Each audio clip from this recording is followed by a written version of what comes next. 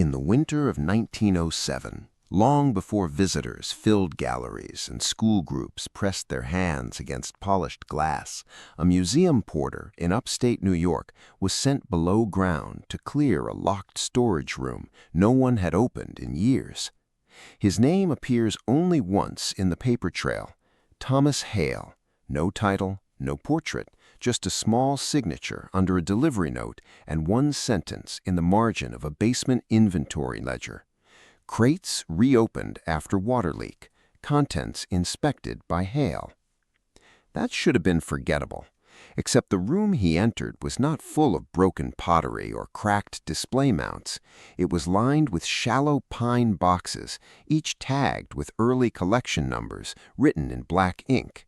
Some tags were loose, some were still tied to bone. And in his brief description, Hale did not write antler. He did not write bison. He did not write mastodon. He wrote something much stranger: oversized human remains, partial. One crate listed a femur too long for a standard adult. Another held fragments of a jaw with worn molars and sockets sent wider than expected. A third mentioned a skull vault, incomplete but thick, with a circumference that made no sense beside the museum's normal burial finds. Beside all three entries sat accession numbers: clean, official, administrative, the kind of detail nobody invents when they assume no one will ever read it again. Then the trail goes dark. No public exhibit followed, no lecture, no newspaper announcement, no famous debate. The crates did not become a sensation. They sank. Years later, when the same accession numbers resurfaced in a revised museum catalog, the descriptions had changed. The oversized human remains were no longer human. The jaw was now animal fragment, indeterminate. The long femur was reclassified as large mammal. The skull piece was grouped into mixed faunal material. Same numbers, same intake sequence, different identities. And that is where this story stops being a curiosity and starts feeling like a cover over something older, stranger, and far more deliberate. Because museum mistakes happen. Labels get swapped. Clerks misread handwriting. Old finds are corrected all the time. That is the official comfort. But corrections usually leave scars: a crossed-out word, a note, a memo explaining why, a chain of logic, something. Here, the numbers stayed. That is the part that refuses to go away. The early inventory numbers still match. The objects did not vanish from the system. They were not lost in a fire. They were not replaced by new specimens. They remained exactly where the museum first placed them in its record structure. Only the meaning changed. So the question is not simply what those bones were. The question is, who decided they could no longer be what the first witnesses said they were? Because once you see how institutions clean a narrative, once you see how a ledger can preserve the body while erasing the person, you start noticing the same pattern everywhere: sealed rooms, altered tags, missing photographs, reports without illustrations, early excavators saying one thing, later committees saying another. And in this case, buried inside a museum's own numbering system, there may be a record of a discovery too inconvenient to destroy and too dangerous to leave unchanged. To understand why that matters, you have to go back before the museum basement, before the relabeling, to the first place those numbered crates came from. The original field notes point to a river terrace excavation outside a farming settlement that no longer exists as a proper town, only as a name on old county maps. In late summer, after a collapse near a shallow burial rise, local workers began uncovering stonework beneath the soil. Not a full monument, not a temple, just enough dressed stone and packed clay to suggest something had been built there long before the nearest recorded foundations.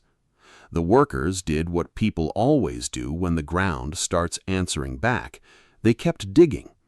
At first, it looked ordinary: charcoal flecks, pottery scraps, broken points.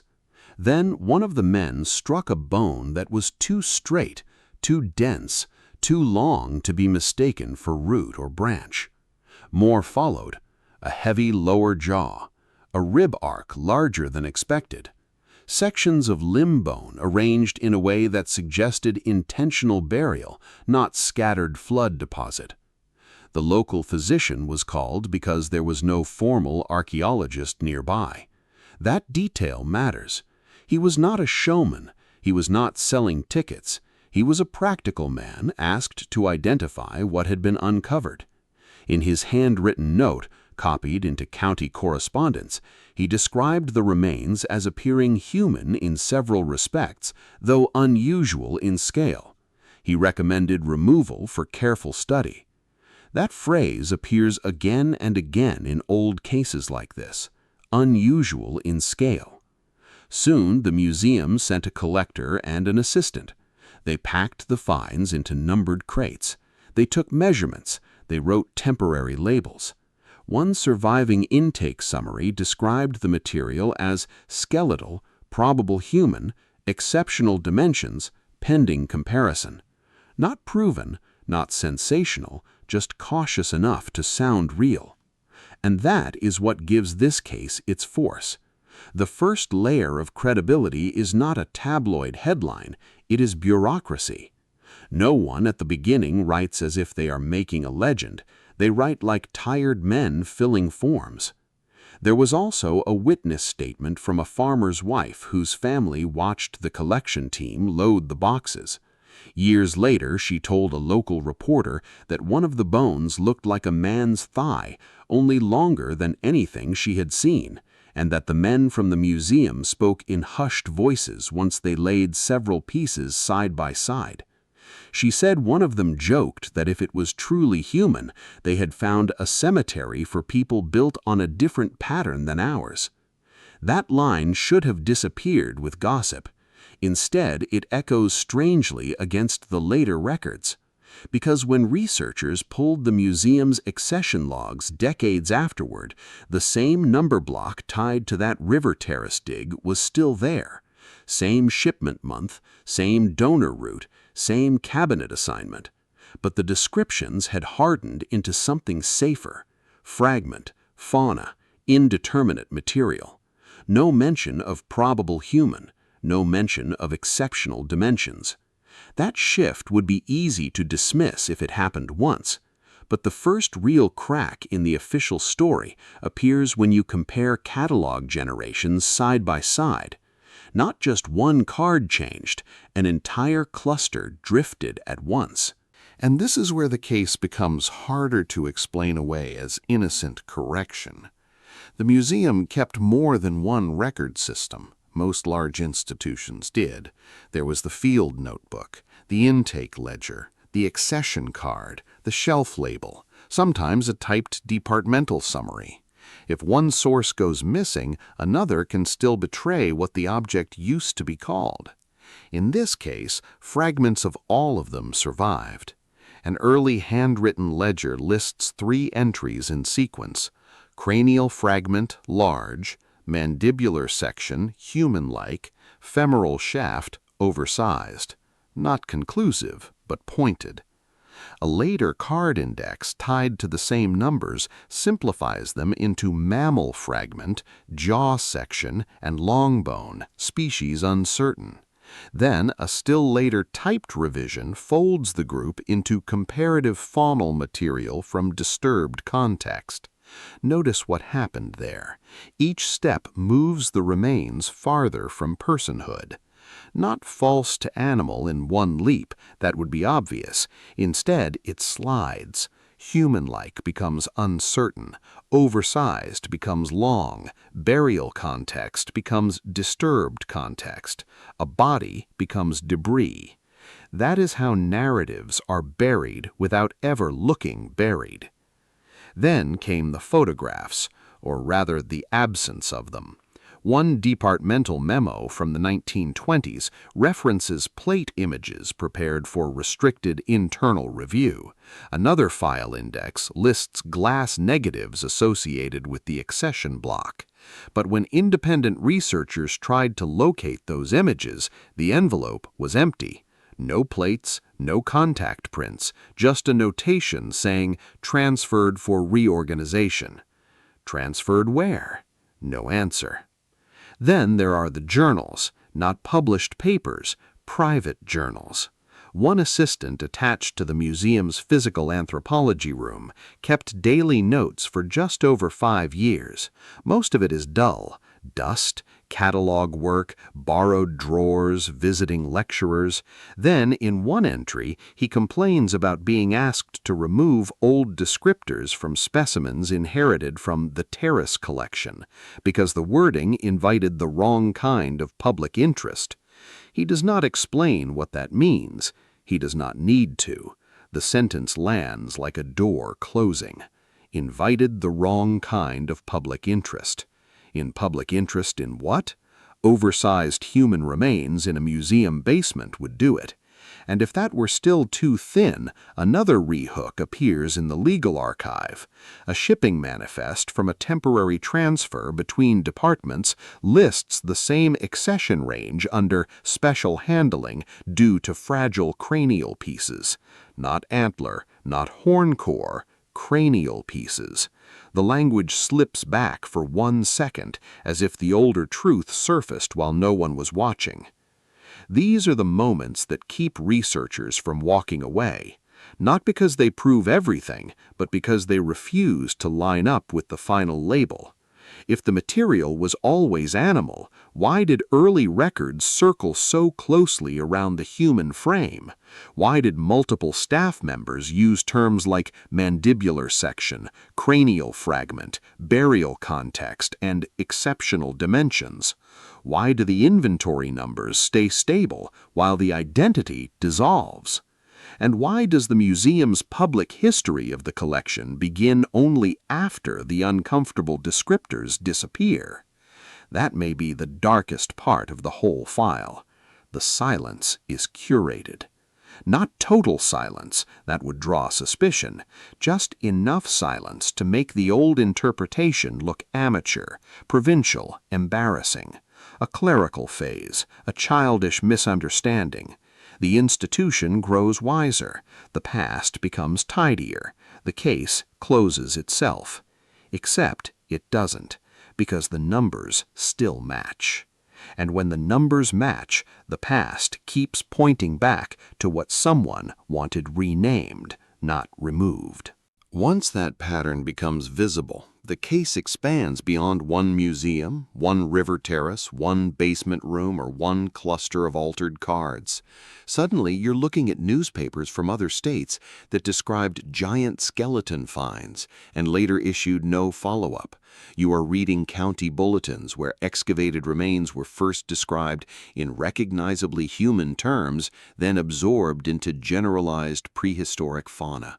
You are tracing early collectors who used words like race, mound people, ancient inhabitants, and colossal frame before institutions standardized the language into something clinically unthreatening.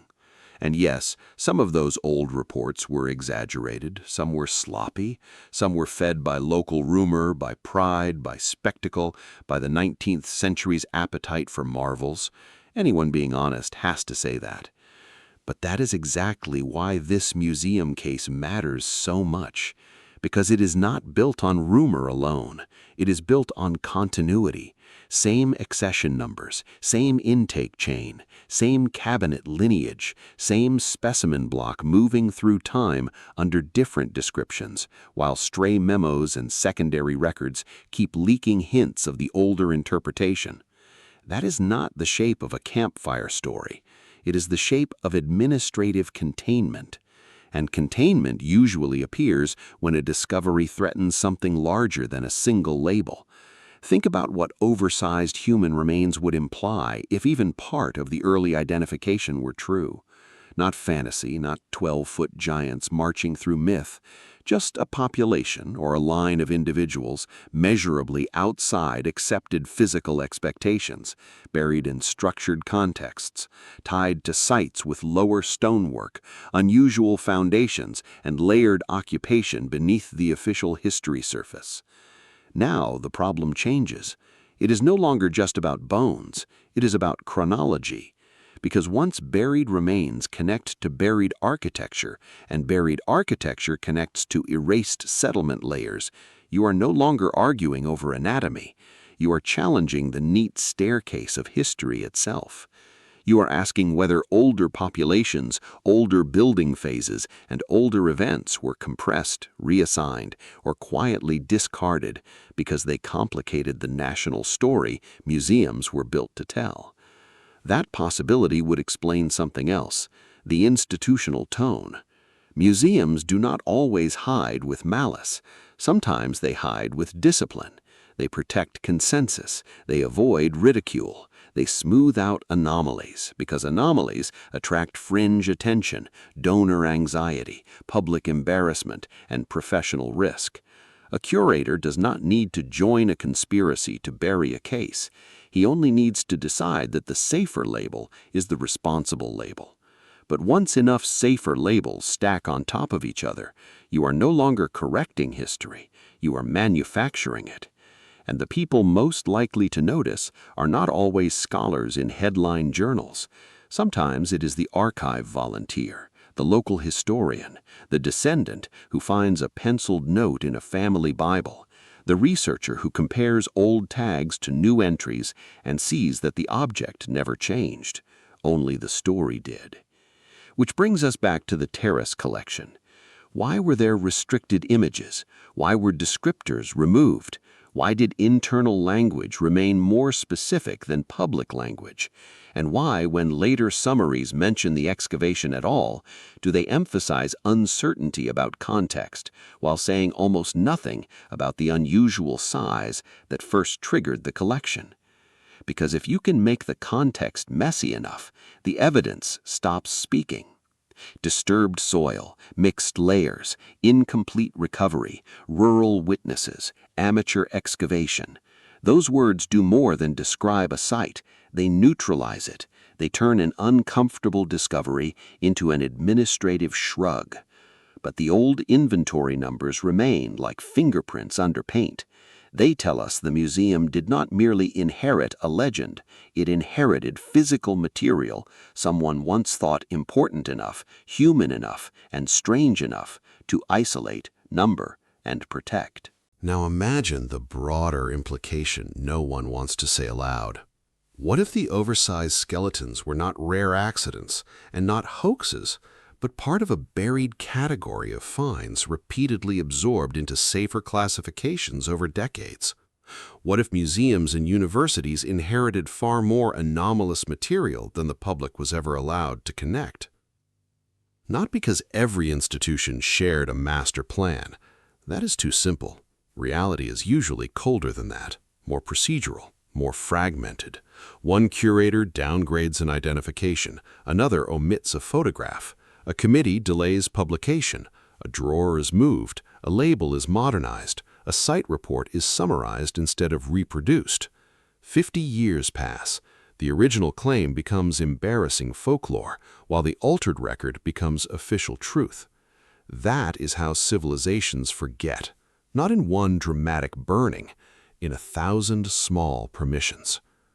And if you follow that logic, the museum basement becomes something else entirely, not a storage room, a compression chamber, a place where discoveries entered history in raw form and left as manageable fragments.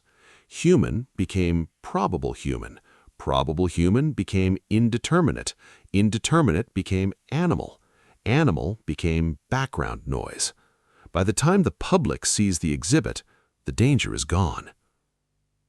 But there is still one more piece in this case that makes the silence feel intentional. Late in the file trail, a retired collections worker gave an interview so obscure it was barely circulated. He said that in his first years at the museum, older staff still whispered about the long bones from the terrace, and that the joke among preparators was that some specimens had been re-educated for the catalog. He laughed when he said it, but then added something unsettling. He said the old men did not laugh when they locked that drawer. Why would a drawer need a reputation? Why would a room need a key? Why would a mislabeled animal fragment leave behind so many traces of discomfort? The answer may be simpler and more disturbing than conspiracy theater, because the material threatened a story people had already committed themselves to, a controlled story of settlement, a controlled story of who built what, a controlled story of what kind of bodies belonged to what kind of past. Oversized skeletons do not just raise questions about height, they raise questions about relation, population, adaptation, chronology, and memory. They force open the possibility that ancient North America held physical and cultural variation far less tidy than the textbook sequence allows. They also blur the line between dismissed folklore and suppressed data.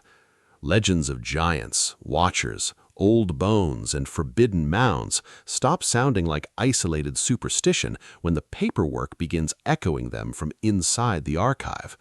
And that is the point where this stops feeling like entertainment. Because if records can be cleaned this effectively inside a museum, then history is not only buried in the ground, it is buried in filing systems, in revisions, in polite professional wording, in the distance between what the first witness wrote and what the institution was eventually willing to print. The giant, in that sense, does not disappear. It is translated into something harmless. So here we are, back in that cold basement, with the porter, the pine boxes, the black ink numbers, and the smell of old paper and damp wood. Imagine him lifting the tag on a crate no visitor would ever see. Imagine a bone too large to ignore.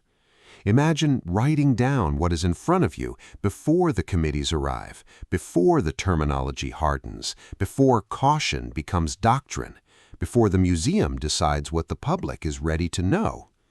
That moment may be the only honest moment in the whole story. Everything after that is interpretation. And interpretation, once institutionalized, can become stronger than evidence itself. That is why this case lingers, not because it gives us total proof. It does not. The missing images matter. The vanished plates matter. The altered descriptors matter. The empty envelope matters. The jokes matter. The locked drawer matters. But more than anything, the numbers matter, because numbers do not dream.